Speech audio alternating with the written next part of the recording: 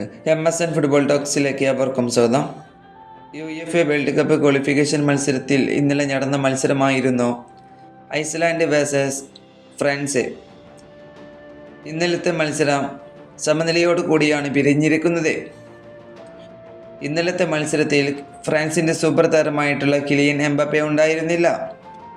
നമുക്കറിയാം, കഴിഞ്ഞ മത്സരത്തിൽ താരത്തിന് പരിക്ക് പറ്റി പുറത്തു പോകേണ്ടി വന്നിരുന്നു. അതുകൊണ്ട് ഇന്നത്തെ മത്സരത്തിൽ കിലിയൻ എംബാപ്പെ ഉണ്ടായിരുന്നില്ല. ഇത് ഫ്രാൻസിൻ്റെ ആരാധകർക്ക് വളരെ നിരാശപ്പെടുത്തിയ ഒരു കാര്യം തന്നെയായിരുന്നു. അതുപോലെ തന്നെ ഇന്നത്തെ മത്സരം വളരെ വാശിയോടുകൂടി തന്നെയായിരുന്നു കളിച്ചിരുന്നത്. ആദ്യ പകുതിയിൽ തന്നെ ഐസ്ലാൻഡ് മികച്ച പ്രകടനം കാഴ്ചവെച്ച് ഫ്രാൻസിനെ ഞെട്ടിച്ചിരുന്നു.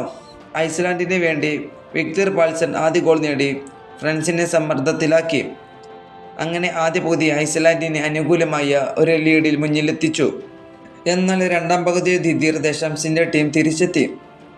63-ാം മിനിറ്റിൽ ക്രിസ്റ്റഫൻ എൻകുങ്കു മനോഹരമായ ഗോളിലൂടെ ഫ്രാൻസിനെ സമനില ഗോളിൽ എത്തിച്ചു.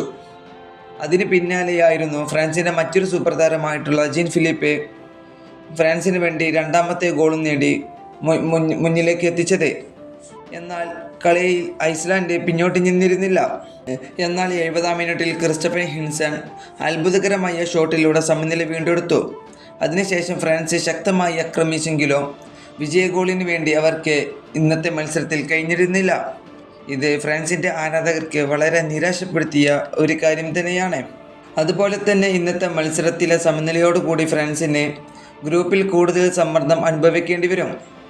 കാരണം എന്തെന്ന് വെച്ചാൽ അടുത്ത മത്സരത്തിൽ യുക്രൈനെതിരെയാണ് അവരുടെ മത്സരം. അത് വിജയിക്കേണ്ടത് അവർക്ക് അത്യാവശ്യമാണ്. അതുപോലെ തന്നെ ഇന്നത്തെ ഫൈനൽ സ്കോർ നോക്കുമ്പോൾ 2-2. ഇന്ന് ഐസ്ലാൻഡിന് വേണ്ടി ഗോളുകൾ കണ്ടെത്തിയിട്ടുള്ളത് വിക്ടർ പാൾസൺ 45-ാമത്തെ മിനിറ്റിൽ. അതുപോലെ തന്നെ മറ്റൊരു താരം ക്രിസ്റ്റ്യൻ ഹിൻസൺ 70-ാമത്തെ മിനിറ്റിൽ. ഫ്രാൻസിന് വേണ്ടി നേടിയത് ക്രിസ്റ്റഫൻ എൻകുങ്കു 63-ാമത്തെ മിനിറ്റിൽ. അതുപോലെ തന്നെ ജീൻ ഫിലിപ്പെ 66-ാമത്തെ മിനിറ്റിൽ. ഈ വീഡിയോ ഇവിടെ അവസാനിപ്പിക്കുന്നു. ഫുട്ബോൾ ലോകത്തെ കൂടുതൽ വാർത്തകൾ അറിയാൻ വേണ്ടി നിങ്ങൾ ഈ ചാനൽ തീർച്ചയായും സബ്സ്ക്രൈബ് ചെയ്യുക.